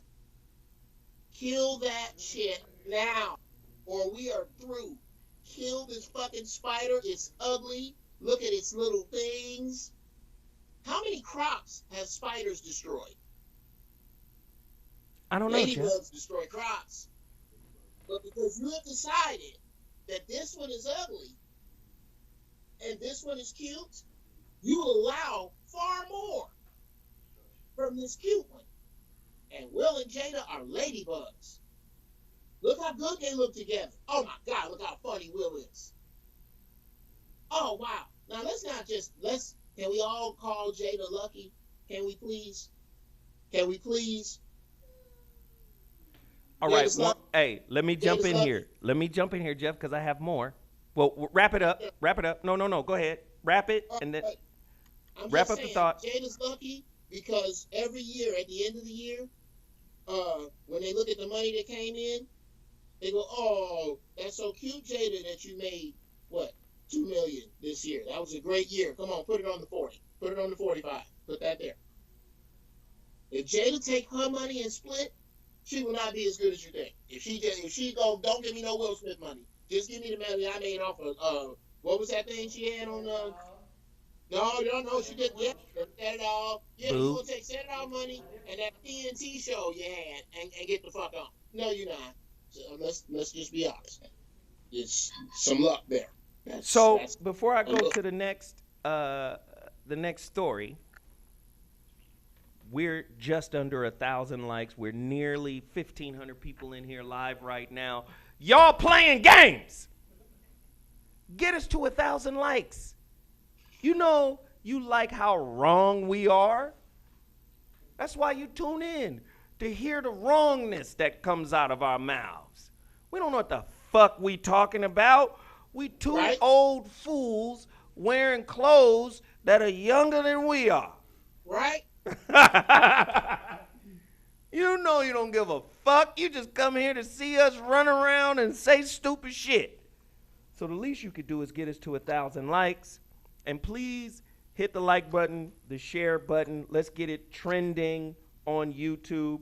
Y'all hit that super chat. Everybody who's already done it, please. And thank you. Thank you, and please continue to do it. Now, Will and Jada ain't the first couple to say, we gonna fuck other people. I got another story here. They not the first couple to say, listen, when we get a little tired with each other, we gonna go off and fuck with vacation dick and VD, vacation dick. Vacation dick. Vacation dick. We gonna go on vacation and you gonna get vacation dick. Vacation dick. Wow. Do that now. I do. That's gonna make that's okay. Vacation dick. Are we gonna do it? We gonna do a duet? We gonna do a big band duet? We'll get a fucking big band, so we put it together and write Vacation Dick and do it like Dean and Sammy. Vacation dick. Wow. Well, what would you call it the other way? If it's vacation dick, what would be the other thing? I'm gonna take Gucci off right now. Is it what should we call it? Is it getaway cooter? What should we call it? If you have vacation dick. I mean, it's almost embarrassing to ignore the socially accepted name, lane. Fuck the name, the lane. We call it side chick. The Italians called it a gourmet. Bruh, that's a well-paid concubine. For the dude, that road has been paved for eons. Well, that's what I'm saying. Maybe Will and Jada and others like them, Ruby D, revealed her alternative sex life to strengthen her marriage with Ozzie Davis. Some years back, our beloved Ruby Dee and Ozzie Davis surprisingly revealed in their book that at one point during their marriage, they allowed each other to have sex with other people. This is the first Will and Jada. Can it be done successfully? I think so. However, you can't fuck with anybody. It's some Dusty McFarlanes out at this bitch. Oh my God. Somebody called it Vekuchi. Yes. Vekuchi? Vekuchi. Vekuchi. I'm so into you.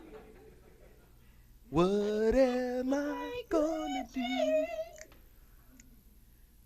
Because I care. Vekuchi. Vekuchi? I think that's it. Oh shit, Vekuchi. You can't get mad. That was Vekuchi. So I like that, Vekuchi. I believe, and Geoff, maybe you can help me with this. Sure. I believe it's exceedingly difficult for one person to be able to fulfill every aspect of who you are. And I believe it's unrealistic to expect them to.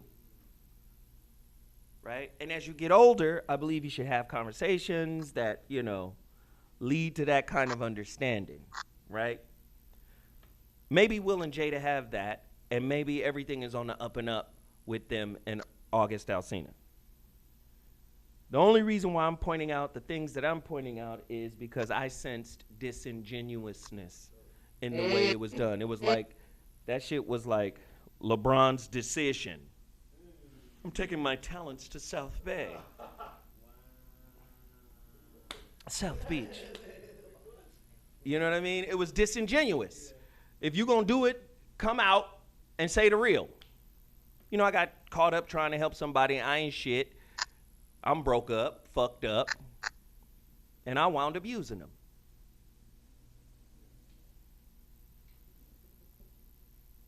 Live with that. These other couples have done it. I want to know what you guys think. Would you add a partner to your relationship? First off, do you know how murky and messy that could be? All of the shit you haven't done, I'm just saying, all of the inner work you haven't done, and then you're going to add some other shit to it? Geoff, your thoughts? Yeah, well, it's especially dangerous with how we view love and lovers as some kind of emotional gladiator competition, where you by default are going to emotionally bring in, whether you realize it or not, this other person, and that person's emotions and energies will do battle with that other dude's emotions and energies for first with you. And that don't mean they're going to be jealous and at each other's throats. This is about your inner being witnessing and experiencing these two energies. And one, nigga, I like that red blazer. You look like you just won some golf shit. Okay, nigga, okay. See? Yeah, I would have been in there on some, no, I'm never on some bullshit. But wow. All right, Zoe, I see you. What the fuck did I do, Geoff? Oh, no, that's fly, nigga. That's fly. Not everybody can pull off a red blazer and red shoes. Not everybody can do it. With the gray lapel flower. Nigga, look here. I like seeing brothers wear clothes that white men can't get away with. You want to see the barber pole stripes? The silk barber pole piece? You don't want to see that? I didn't see that. I didn't see that. You don't want to see that piece, do you? No, I didn't. You want to see the embroidery on the inside? See, now, you had a disadvantage because my closet is right here, but I'm not. Jeff, I ain't never had a disadvantage, boy. I got some clothes out front. Oh, you stupid. Anyway, my point being, I'm high, and I forgot my point. Did I make the point, bro? I don't know if you made a point. You the one lost. Who is that? Is that Dominique in the beard with the glasses? That is Dominique. Ah! Why are you What's yelling? up, boy? Jeff, nobody knows what the fuck you're... See, Okay, I'll bring him up, man. Dominique, ladies and gentlemen in the chat room, y'all need to look this dude up. This dude is dope. just say Jack Herrera. Jack Herrera. From Jack Herrera. No, I'm talking about this cat in particular. The only reason you don't know, the only reason he ain't a household name is because this game ain't shit. That dude is dope. No, right he was in the unsung for John B. When they mentioned the Jack Herrera album, Fuck all that. he was in that. Yeah. Well, he didn't mention it, but they did. Let's keep it 100. If the fastest cat always won the race in music, if we really cut it loose, I would know. My kids would know who Dominique is, and they would not have any fucking idea who Justin Timberlake is. On some real shit. This nigga Jeff always banging on somebody. You see this nigga? What's wrong with Jeff? Jeff, you want to fight? I'm high. You want to fight? I'm high. Okay. My truth does not come out. That's the goddamn truth, and it probably doesn't even belong in this conversation. But I had taken many totes of some fucking Snoop level shit with some mullein in it. For your lungs, it's a cleanser for your lungs. Let me tell you something. I am high, wonderful, alert. I'm in a great place, and every time I take a pull, it gets greater. Okay, Jeff. In the name of Sweet Baby Ray's barbecue sauce. This motherfucker Jeff, man. I swear to God. Hey, listen, man. We got another story to cover. I got stories. Hey, and let me just say this real quick. Don't forget to support the HuriKane Report. God damn it. The HuriKane Report. Write it. Take action. Maintain freedom. H-report.news.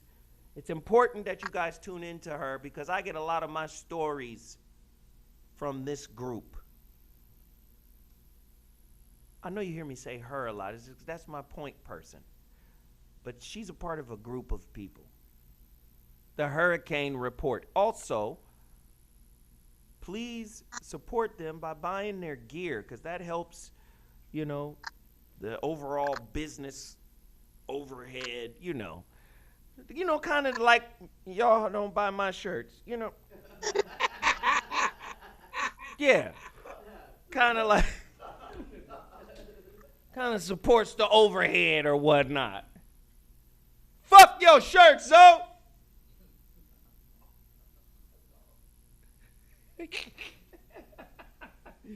The HuriKane Report, please continue. Now, Jeff has been talking about this story for a long time.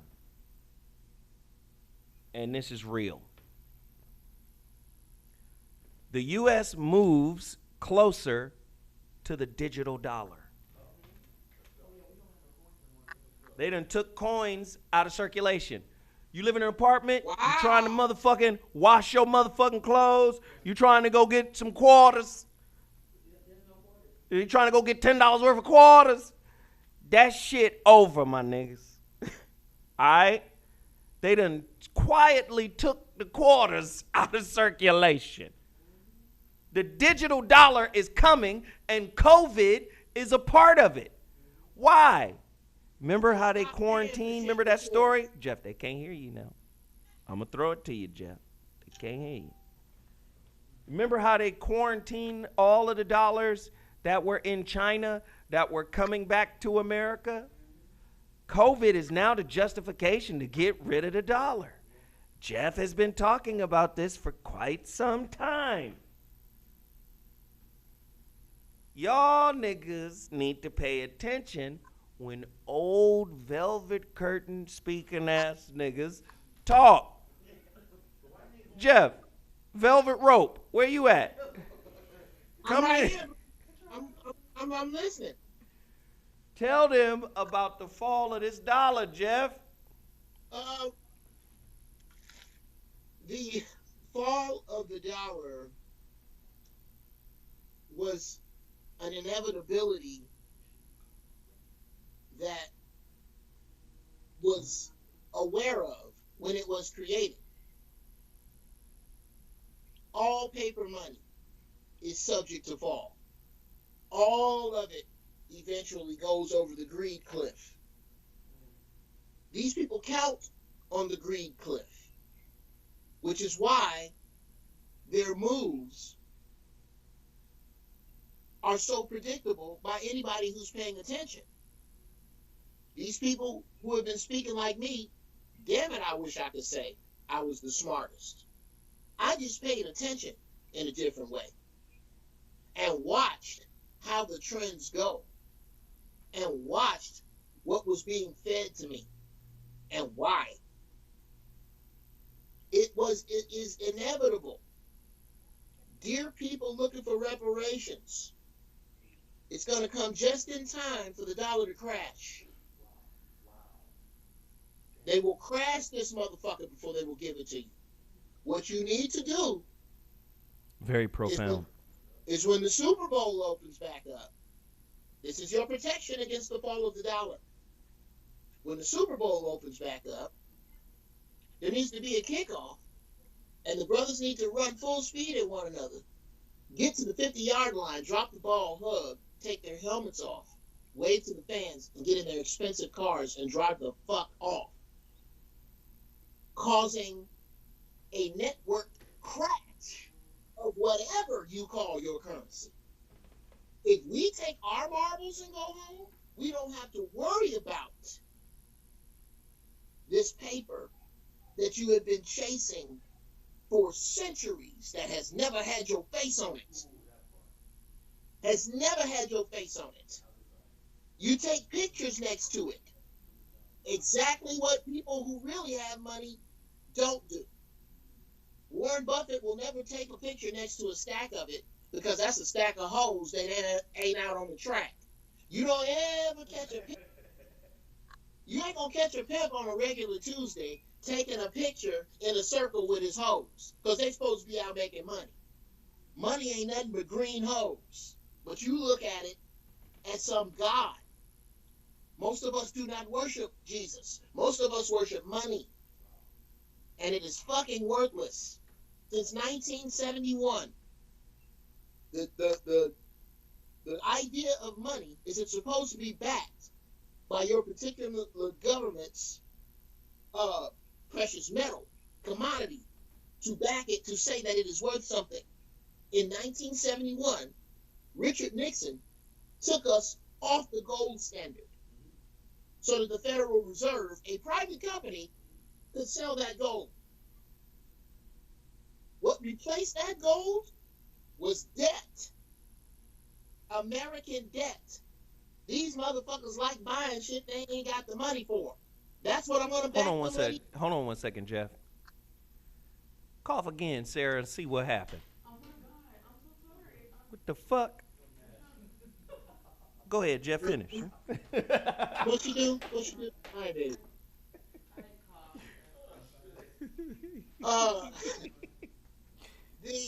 The concept of the dollar has never, it says New World Order right on it. Novus Oro Seclorum. It says this shit. All these signs have been around you that have nothing to do with what they have to do with. They are about altering elements in reality. And these people have been controlling your reality through these survival tickets. What do you call it, bro? What do you call it, so? Bio-survival tickets. Bio-survival tickets. You sisters, I've said this for years, and I hope you have the answer. If you judge your man by how much money he make, what will you judge him by when the dollar crashes? Because it's coming. It is coming. This dollar has been worthless for eons because you have to produce and give shit in order to make your dollar worth something. And the only thing America has produced in the past 40 years is bombs and the threats to drop them. Ain't nobody buying these raggedy ass Chevys overseas. All the people buy from America is fear and culture. And you are the hooks of both.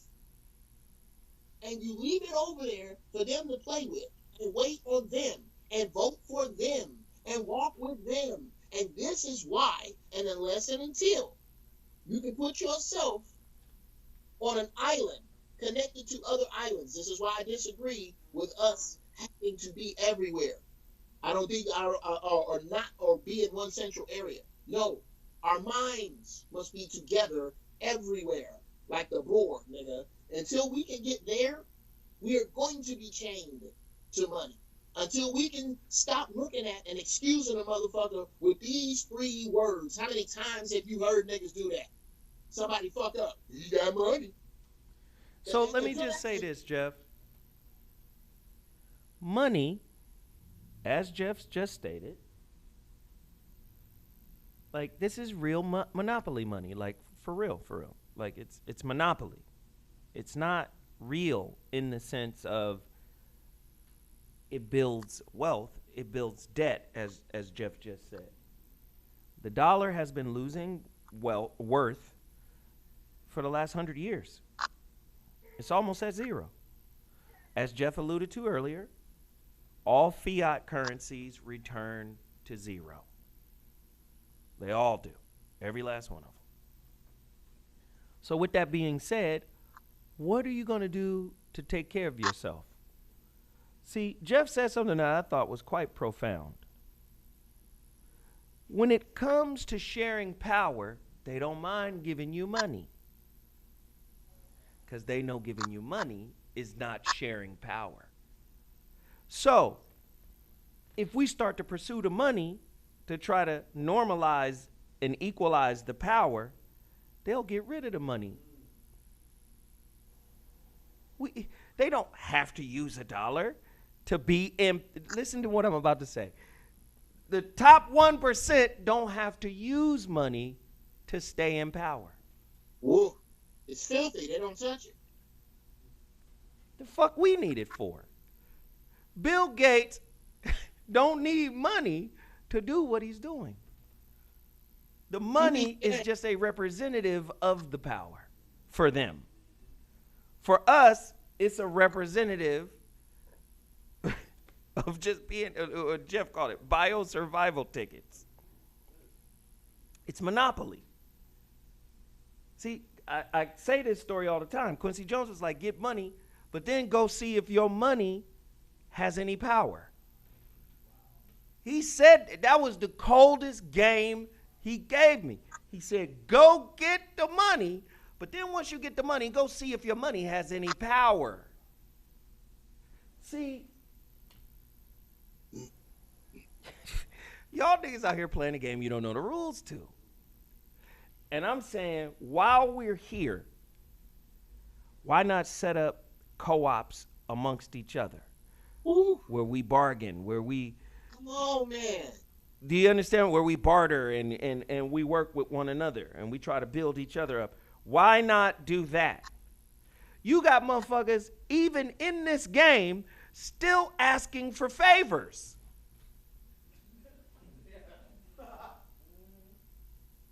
Say, Zoe, I love your platform. Your audience is ginormous. Promote my shit for nothing. Shout my shit out. And on top of that, I ain't gonna buy none of your shit.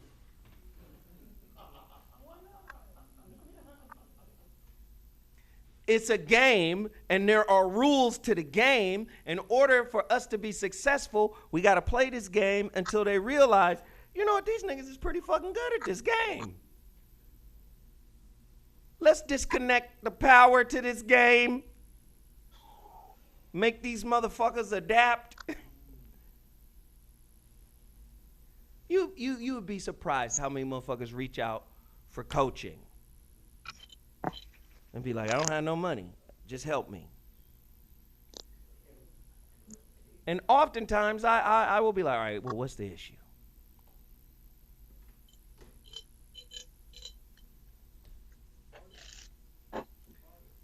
Nigga, I need some new shoestrings.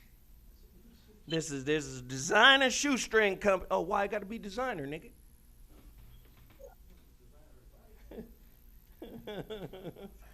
You want to get fancy on the shoestrings, nigga? I could have just paid the motherfucking cost for coaching. I'm just saying, like, we don't do business with each other while the game is here. We have to operate in that space. Otherwise, they're going to disconnect the game. It's coming.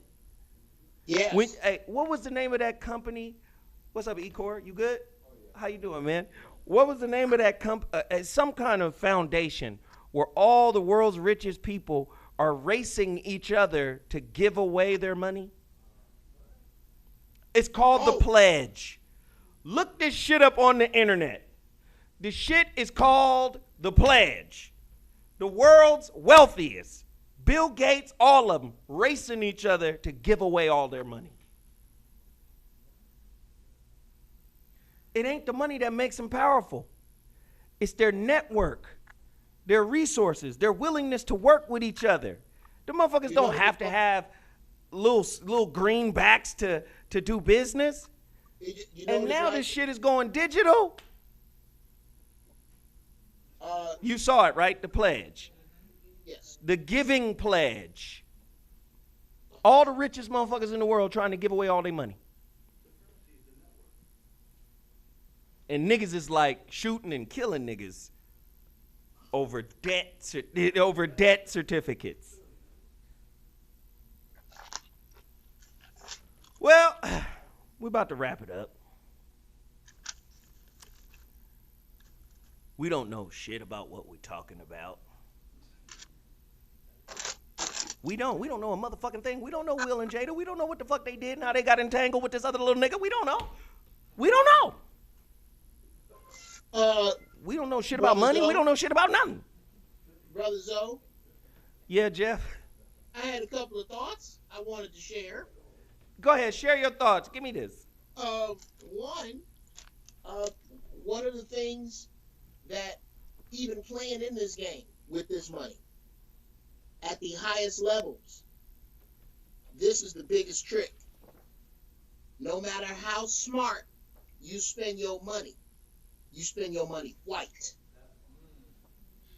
Look at that. The smarter you spend your money, the whiter you spend it.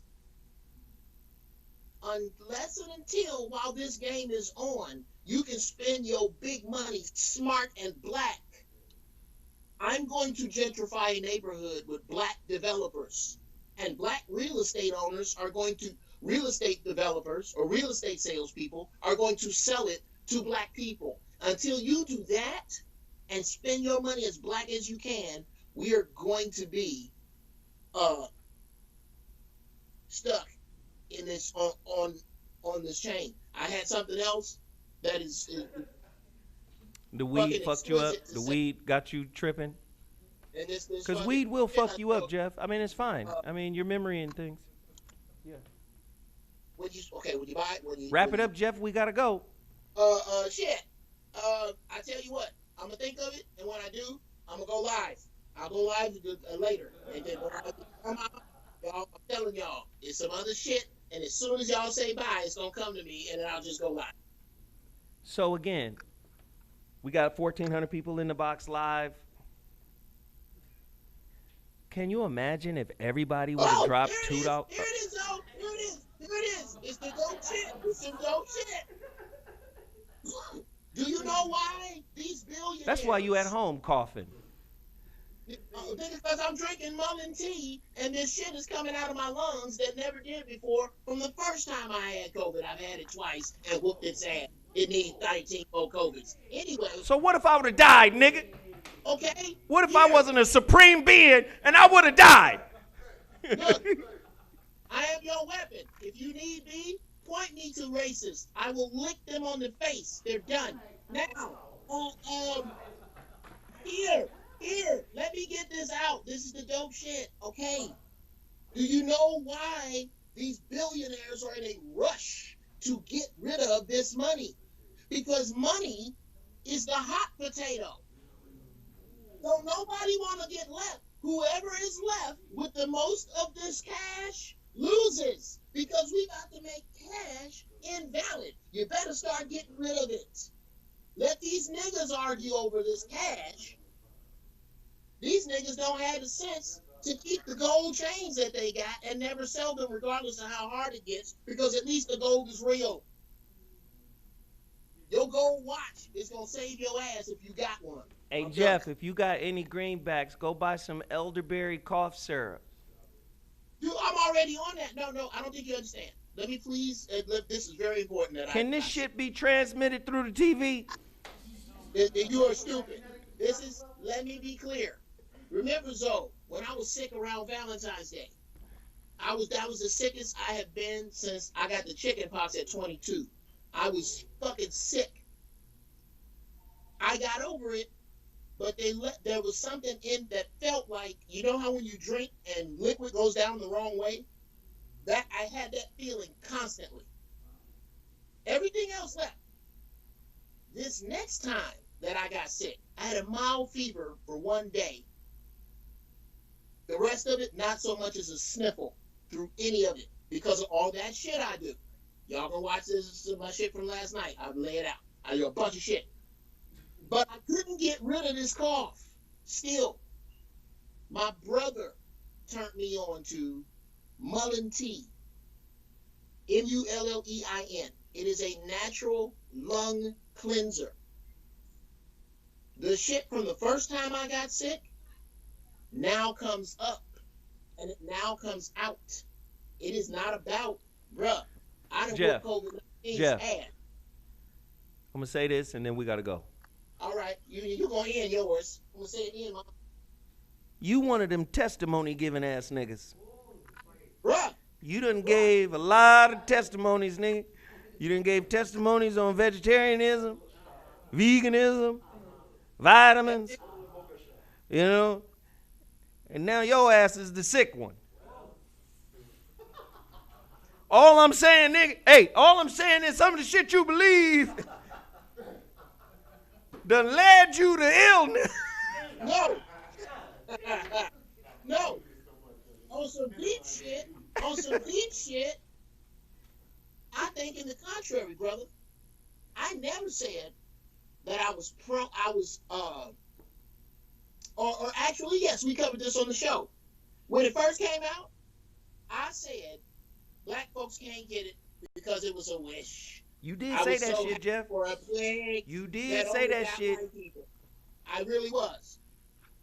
When it came out and it started to change and we started to see, I changed my opinion. And this is the opinion I stand on until today. Black people do not have an immunity to the virus. What they have is melanin and superior bodies.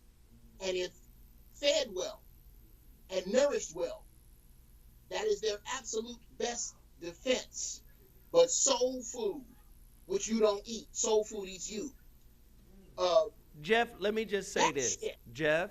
That's what I said, and Geoff, I still stand. Let me just say this, Geoff. If I was eating like I used to, I'd be dead, bruh. Geoff, let me just say this. When you're here, where do you go after every show?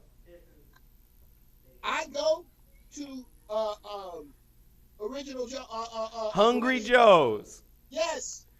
And you get what? I get peas, rice, plantains. No, don't name the healthy shit first. What do you get poured over that? The first thing that that what Zoe is getting at is that I have oxtail gravy. He puts oxtails gravy over all that shit. You faking out here, Geoff. With You see that? now, so I am owning that. This nigga pump faking. For this reason, I want you to pick the amount of days from now until you feel that my behavior would point that as untrue. Wait, what happened, Geoff? What I'm getting at is that I have made the decision, especially with this. I don't brag that I whoop COVID's ass. What I now have, since I've had it twice, is a wolf that is going to chase me for the rest of my life. And No, you got antibodies like a motherfucker. I don't have the luxury of putting oxtail anything on anything. That's a mistake, and I cannot do that anymore. And that is a realization that I have come to. Now, Geoff, let me tell you this. realization to be valid, I need you to tell me how many days from today that you need to see that as a reality. No, let me tell you this, Geoff. Don't you ever give up on oxtail gravy. Do you hear me? As long as I know you, motherfucker, you better have that shit part of your diet. Do you understand me? Don't you ever give up on oxtail gravy. I'ma fuck with it forever. And don't you ever give up on it. I'm done, bro. I'm done. That's as close as I am never. If I There go Big Mama. do something, that's what I'm doing. All right, hey, we about to go. We're going to play a little clip of Big Mama on our way out. Yeah. We're going to play just a little clip, and then we gone. Do you have that set up for me? Bring Big Mama in. Thank y'all. We know you sleepy, honey. Yes, we do.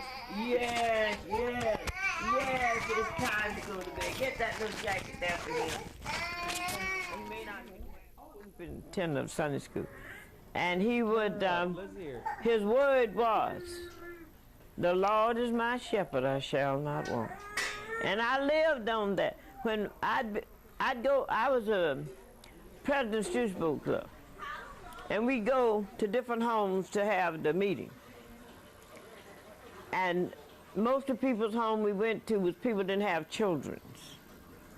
And kind of middle class. We would do what we would say middle class. If they had children, they were growing and going, maybe one or two, and owned their homes and everything. So they'd put on these big... yes, sir. So they would have the meetings for the Students Book Club and whatever else. So I was made me president. Okay, well, we need to save I guess they thought I was pretty smart. They wouldn't have made me president of the Students Book Club. So anyway, I'd go to these meetings, and after the meeting was over, we did our talking and everything. After it was over, they served. They'd have cookies and all luxuries, you know, and they had nice common houses for middle-class people. And they would serve, and I was so full up to here. I couldn't, I didn't want to eat. But what you gonna do? Because I'm thinking about my children at home. Ain't got nothing hardly. And here's all this luxury laid out for us to enjoy. And here's my children's at home. And you know what I'd do? I'd bow my head when they served me. And I would say, the Lord is my shepherd, I shall not want. That's what this man, he was a young man when this picture was taken, but he was an older man when he was doing this. That was his word every Sunday morning when he hit that church pulpit. After he said the word, the Lord is my shepherd, I shall not want. And I lived on that with my children. When I'd come to the time wasn't nothing hardly. Everything is low. Mr. Julius Hastings' verse would come to me. The Lord is my shepherd. And you know something? Always something would come. I mean, somebody called me and said, I'm gonna come over here, I got so-and-so, so-and-so. And they know what me and my husband said, and we can't eat it up, come on, get it for you and the children. I'd go to church. I sung in the choir. Dargan sung with me a lot in the choir. He was the one who needed me more than the children, so I kept him very close to me. And so I'd pass, you know, the choir have to march around and put money in the audience first. I'd march around, I wouldn't maybe have about 20 cents or 15. I'd put my last penny in the offering in there. And at home, I'm wondering, what will I give my children to eat today? What will they have? What is I got? Maybe I had a little meal, maybe I had a little flour, maybe I had just a little of this and that. But every time I'd get home, there was always a way was provided. Somebody from somewhere. I remember one Sunday I put in everything I had. And I went on home and I said, Lord, I put in my last penny. I said, I know good enough well. I ain't got nothing for dinner. On Sunday, I like to have a good dinner for the children. And it was a man was peddling. And it's on Sunday now. He was selling vegetables. He sold chickens. He sold vegetables. And I called, his name was George. I called George this particular Sunday. This is one particular Sunday. I didn't have nothing. Now that's the Sunday I didn't have nothing at home. But I put my last penny in. And I called George. He lived far from me. I said, George, do you have any chickens? He said, oh yeah. I said, I got some chickens. He said, but I'll have to dress them for you. You know, he had chickens running around the yard. He said, I'll have to dress them for you. I said, I don't want but one.